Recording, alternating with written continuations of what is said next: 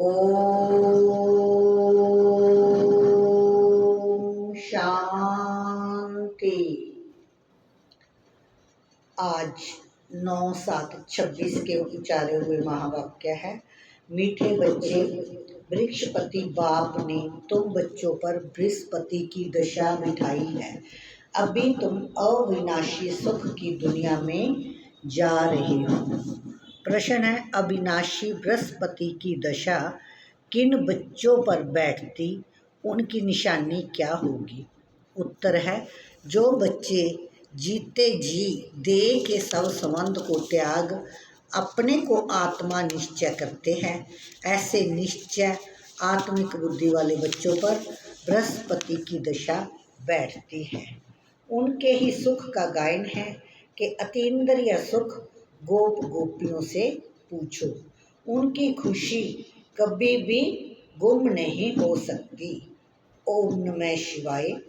ओम शांति। बच्चों ने बाप की महिमा सुनी। आज के दिन को कहा ही जाता है वृक्षपति डे, जिसको मिलाकर कहा है बृहस्पति। इनको ही गुरुवार भी कहा जाता है। ना सिर्फ गुरुवार परंतु सत गुरुवार बंगाल में बहुत मानते हैं। गाया जाता है मनुष्य सृष्टि का बीज रूप, इसलिए वृक्षपति कहते हैं। बीज ठहरा तो पति भी ठहरा। वृक्ष के बीज को बाप भी कहेंगे, उनसे वृक्ष उत्पन्न होता है। जय है मनुष्य सृष्टि। मनुष्य सृष्टि रूपी झाड़, इनका बीज ऊपर में है। तुम जानते हो हम बच्चों पर अब अविनाशी वृक्षपति की दशा है, क्योंकि अविनाशी स्वराज्य मिल रहा है। सतयुग को कहा ही जाता है अविनाशी सुख धाम। कलयुग को कहा जाता है विनाशी दुख धाम। अभी दुख धाम का विनाश होना है, सुख धाम अविनाशी है। आधा कल्प चलता है, जो अविनाशी वृक्षपति स्थापन कर रहे हैं। बच्चों को सर्विस के लिए पॉइंट्स नोट करनी है। प्रदर्शनी में जय जय पॉइंट्स मुख्य समझाने की है, क्योंकि मनुष्य तो कुछ भी जानते नहीं। बरोबर जय है ज्ञान। अब बाप जय ज्ञान देते ही है नई और पुरानी दुनिया के बीच में। फिर जय प्रिय लोप हो जाता है। देवताओं को जय ज्ञान नहीं होता है। अगर जय चक्कर का ज्ञान हो तो फिर रजाई में मजा ही ना आए। अभी भी तुमको ख्याल होता है ना, क्या राज्य लेकर फिर हमारी जय हालत होगी। परंतु जय तो ड्रामा बना हुआ है, चक्कर को फिरना ही है। वर्ल्ड की हिस्ट्री ज्योग्राफी रिपीट हो रही है। कैसे रिपीट हो रही है? जब तुम बच्चे जानते हो, जैसे दिन के बाद रात आती है, रात के बाद दिन आता है, जिस सृष्टि का चक्कर भी ऐसे ही चलता रहता है। सतयुग, त्रेता, द्वापर, कलयुग। अब कलयुग के बाद सतयुग रूपी दिन ने आना ही है। जय है मनुष्य सृष्टि। तुम्हारी बुद्धि में मूल वतन का झाड़ भी है। सेक्शन सबका अलग अलग है। जय बातें कोई की बुद्धि में कभी नहीं होगी। कोई शास्त्रों में तो जय लिखी हुई नहीं है। हम आत्मा असल शांति धाम की रहवासी हैं, अविनाशी हैं। कब विनाश को नहीं पाते, वह समझते हैं बुदबुदा पानी से निकल फिर उसमें मिल जाता है। तुम्हारी बुद्धि में सारा राज आत्मा अविनाशी है, जिसमें सारा पाठ मुदा हुआ है। जय चक्कर का नॉलेज कोई शास्त्रों में नहीं है। भला कहाँ कहाँ स्वास्तिका भी दिखाते हैं, चक्कर की सिर्फ ऐसे ऐसे लकीर लगा देते हैं, जिससे सिद्ध होता है अनेक धर्म थे। बाप ने समझाया है मुख्य धर्म और शास्त्र 4, सतयुग, त्रेता में तो कोई धर्म स्थापन होता नहीं, ना वहाँ कोई धर्मशास्त्र होता है। जय सब द्वापर से शुरू होते हैं, फिर देखो कितनी वृद्धि होती है।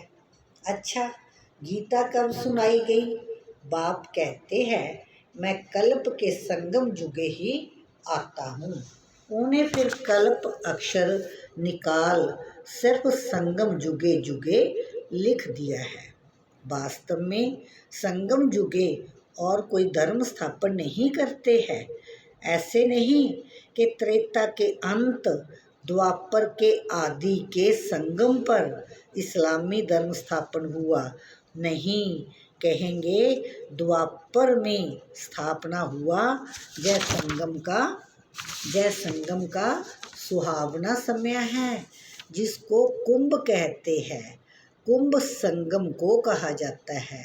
जय है आत्माएं और परमात्मा के मिलन का संगम। जय रूहानी मेला संगम पर ही होता है। उन्होंने पानी की गंगा का नाम वाला कर दिया है। ज्ञान सागर पतित पावन को जानते ही नहीं। उसने कैसे पतित दुनिया को पावन बनाया, कोई शास्त्रों में है नहीं। अब तुम बच्चों को बाप कहते हैं मामेकम याद करो, दे के सब धर्म त्यागो। किसको कहते हैं? आत्माओं को। इसको कहा जाता है जीते जी मरना। मनुष्य शरीर छोड़ते हैं तो देह के सब संबंध छूट जाते हैं। बाप कहते हैं जो भी देह के संबंध है वह सब बुद्धि द्वारा छोड़ अपने को आत्मा निश्चय करना है। छोड़ना नहीं, किसी को तोड़ निभाना है, मतलब आत्मा समझना है। सब अपना अपना पार्ट बजा रहे हैं। निश्चय आत्मिक बुद्धि बनो। जितना जास्ती याद करेंगे तो बृहस्पति की दशा होगी। जांच करो हम शिव बाबा को कितना याद करते हैं। याद से ही कट निकलती जाएगी और तुमको खुशी होगी। तुम महसूस कर सकते हो हम आत्मा कितना बाप को याद करते हैं। अगर कम याद करेंगे तो कट भी कम निकलेगी। कट माना हमारे अंदर जो विकार है, बुराइयां हैं, वो कम निकलेंगी। खुशी भी कम रहेगी, पद भी कम पाएंगे। आत्मा ही सतो रजो तमो बनती है। इस समय का ही गायन है गोप गोपियों के अतीन्द्रिय सुख का।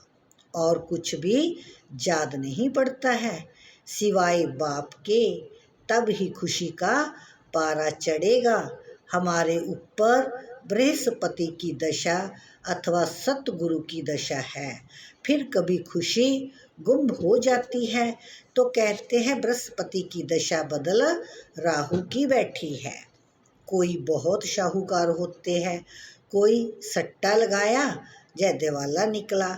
भारत में ही जब ग्रहण लगता है तो कहते हैं हे दे दान तो छूटे ग्रहण। तुम्हारा देवी देवता धर्म भी 16 कला संपूर्ण था, उनको ग्रहण लगा हुआ है। राहु की दशा बैठती है, इसलिए देवताओं के आगे जाकर गाते हैं आप सर्वगुण संपन्न हो, हम पापी हैं, कपटी हैं। अभी तुम समझते हो राहु का ग्रहण लगने से सब काले बन गए हैं।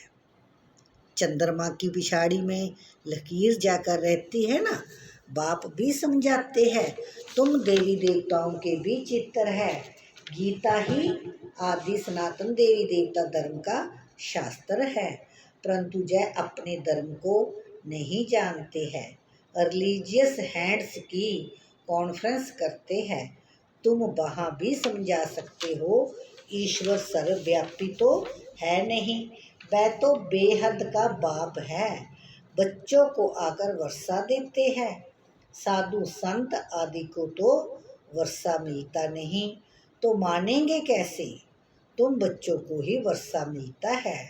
मुख्य बात है ही यह सिद्ध करने की कि ईश्वर सर्वव्यापी नहीं है। शिव जयंती होती है, शिव जयंती को हो अथवा रुद्र जयंती को हो, रुद्र जय ज्ञान यज्ञ रचते हैं तो शिव यही गीता ज्ञान यज्ञ है जिससे विनाश ज्वाला प्रज्वलित हुई है। प्रैक्टिकल में तुम देखते हो कैसे निराकार बाबा ने रुद्र यज्ञ रचा। रुद्र यज्ञ रचा है, साकार तो कुछ कर ना सके, यह बेहद का यज्ञ है। इनमें सारी पुरानी दुनिया स्वाहा होनी है, बाकी तो वह सब है जिस्मानी यज्ञ। कितना रात दिन का फर्क है। बाप कहते हैं यह रुद्र ज्ञान यज्ञ है, विनाश भी होना है। तुम जब पास हो जाएंगे, पूरा योगी और ज्ञानी बन जाएंगे, तो फिर तुम्हारे लिए नई दुनिया स्वर्ग चाहिए, नरक का जरूर विनाश चाहिए। राजस्व अश्वमेध अक्षर भी ठीक है, घोड़े को स्वाहा करते हैं, वास्तव में है तुम्हारा जय रथ। एक दक्ष प्रजापिता का भी जग रचते हैं, उनकी भी कहानी है। अब तुम बच्चों को कितनी खुशी होनी चाहिए, हमको वृक्षपति बाप पढ़ा रहे हैं, हमारे ऊपर अब बृहस्पति की दशा है, हमारी अवस्था बहुत अच्छी है। फिर चलते चलते लिखते हैं बाबा हम तो मूझ गए हैं, पहले हम बहुत खुश में थे, अब पता नहीं क्या हुआ। जहाँ आकर बाप का बनना बड़ी यात्रा है। वहाँ तीर्थ यात्राओं पर जाते हैं तो कितने पैसे खर्च करते हैं। अब जहाँ तो दान करने की बात नहीं, इनमें कुछ भी पैसा खर्च नहीं करना है। वह है जिस्मानी यात्राएं, तुम्हारी है रूहानी अर्थात बुद्धि की यात्रा। जिस्मानी यात्रा से फायदा कुछ भी नहीं। गीत में भी है ना, चारों ओर लगाए फेरे फिर भी जन्म जन्मांतर दूर रहे। अभी तुम समझते हो कितनी ढेर यात्राएं की होगी, कहाँ ना कहाँ मनुष्य जाते जरूर है। हरिद्वार में गंगा जी पर जरूर जाते हैं, पतित पावनी गंगा समझते हैं ना। अब वास्तव में तुम हो सच्ची सच्ची ज्ञान गंगाएं, तुम्हारे पास भी बहुत आकर ज्ञान स्नान करते हैं।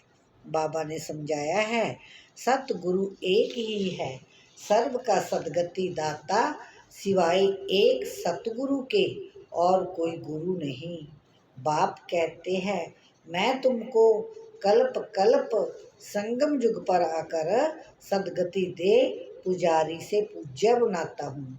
फिर तुम पुजारी बन दुखी बन जाते हो, जय भी अभी पता पड़ा है। बरोबर हमारा आधा कल्प राज्य चलता है, फिर द्वापर में हम 100 देवी देवता वाम मार्ग में चले जाएंगे। जब रावण राज्य शुरू होता है तब से ही वाम मार्ग शुरू होता है। उनकी भी निशानियां हैं। जगन्नाथ के मंदिर में जाओ तो अंदर काली मूर्ति है, बाहर से देवताओं के गंदे चित्र है। उस समय अपने को भी थोड़ा ही समझ में आता था कि क्या है। विकारी मनुष्य विकारी दृष्टि से देखेंगे तो समझते थे देवताएं भी विकारी थे। यह लिखा हुआ है देवताएं वाम मार्ग में जाते हैं। ड्रेस भी देवताओं की दी है। जहाँ भी दिलवाड़ा मंदिर में जाओ तो ऊपर में स्वर्ग लगा हुआ है, नीचे तपस्या में बैठे हैं। इन सब राजाओं को और कोई जानते नहीं है, बाबा को तो अनुभवी रथ है ना। तुम बच्चे अब समझ रहे हो आत्माएं और परमात्मा अलग रहे बहुकाल। तुम जो पहले अलग हुए हो फिर तुम ही आकर पहले मिलते हो। सतयुग का फर्स्ट प्रिंस है श्री कृष्ण। श्री कृष्ण का बाप भी तो होगा ना।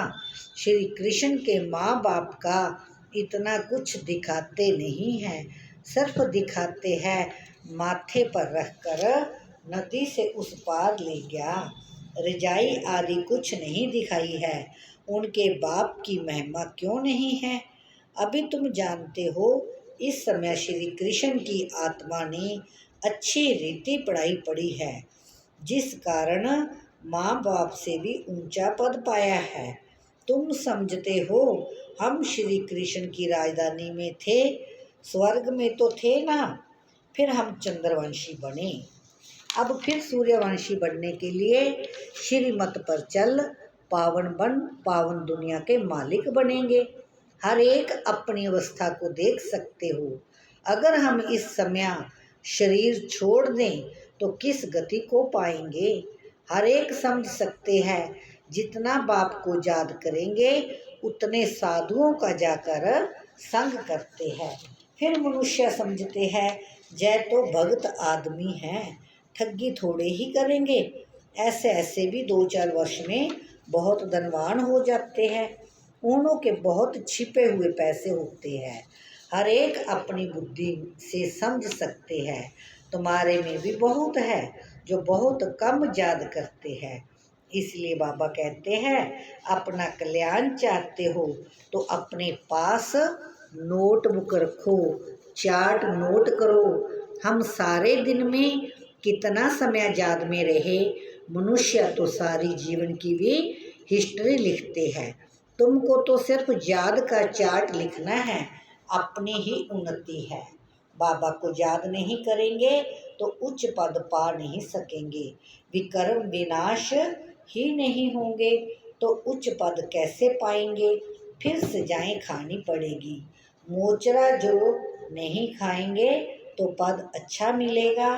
मोचरा खाकर फिर कुछ थोड़ा बहुत पद पाना वह क्या काम का? धर्मराज का मोचरा ना खाए, बेइज्जती ना हो, यह पुरुषार्थ करना है। तुम देखते हो शिव बाबा बैठा रहता है, फिर धर्मराज भी है, तुमको सब साक्षात्कार कराते हैं। तुमने जय जय किया था, याद है? याद है? अब खाओ सजा। फिर उसी समय सजाएं उतनी ही खाते हैं जितनी जन्म जन्मांतर खाते हैं। पिछाड़ी में थोड़ा रोटी टुकड़ा मिला, उससे क्या फ़ायदा? मोचरा तो नहीं खाना चाहिए। अपनी अवस्था की जांच करनी है। जैसे पोता मेल निकालते हैं, कोई 6 मास का, कोई 12 मास का, कोई तो रोज का भी निकालते हैं। बाप कहते हैं, तुम भी व्यापारी हो। कोई विरला व्यापारी बेहद के बाप से व्यापार करे। धन नहीं तो तन मन तो है ना। उनको श्राप भी कहते हैं, मट्टा सट्टा करते हैं ना। तुम तन मन धन देते हो, रिटर्न में 21 जन्म के लिए कितना वर्षा पाते हो? बाबा हम आपका हूँ, ऐसी जुक्ति बताओ जो हमारी आत्मा और शरीर इन लक्ष्मी नारायण जैसा बन जाए। बाबा कहते हैं, मैं तुमको कितना गोरा बनाता हूँ, एकदम रूप ही बदल देता हूँ। दूसरे जन्म में तुमको फर्स्ट क्लास शरीर मिलेगा। तुम वैकुंठ में भी देखते हो, तुम जानते हो। हम जय मम्मा बाबा फिर लक्ष्मी नारायण बनेंगे। एम ऑब्जेक्ट भी दिखाते हैं। अब जो जितना पुरुषार्थ करे, अगर पुरुषार्थ पूरा नहीं करेंगे, धम चक्कर मचाएंगे तो अपना पद भी भ्रष्ट करेंगे। अच्छा, आज बाबा ने कहा है सार में, अपनी अवस्था की जांच स्वयं ही करनी है। अपने कल्याण के लिए डेली डायरी रखनी है, जिसमें याद का चार्ट नोट करना है। बेहद के बाप से सच्चा सच्चा व्यापार करना है। अपना तन मन धन बाप हवाले कर 21 जन्मों के लिए रिटर्न लेना है। निश्चय बुद्धि बन अपना कल्याण करना है। वरदान, खुशी के साथ शक्ति को धारण कर विघ्नों को पार करने वाले विघ्न जीत बनो। स्लोगन है, परिस्थितियों में घबराने के बजाय उन्हें शिक्षक समझ कर पाठ सीख लो, घबराओ नहीं। अच्छा, ओम शांति। थैंक यू बाबा, शुक्रिया शुक्रिया शुक्रिया। सभी से रिक्वेस्ट है, रोज़ की ऐसी मुरली पाने के लिए ज़्यादा से ज़्यादा सब्सक्राइब करें, लाइक करें, शेयर करें। थैंक यू बाबा, शुक्रिया शुक्रिया शुक्रिया। ओम शांति।